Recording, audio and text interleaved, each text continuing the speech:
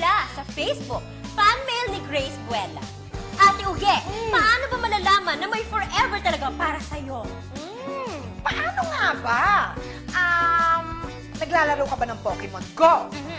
Diba, bago ka makakuha ng Pokemon, kailangan lumalabas ka. Oo, ate. Oo. Paano mo mahahanap ang forever mo kung hindi ka lumalabas? Kung forever ka lang dyan sa loob at forever ka lang tanong ng tanong, labas-labas ka din, di ba?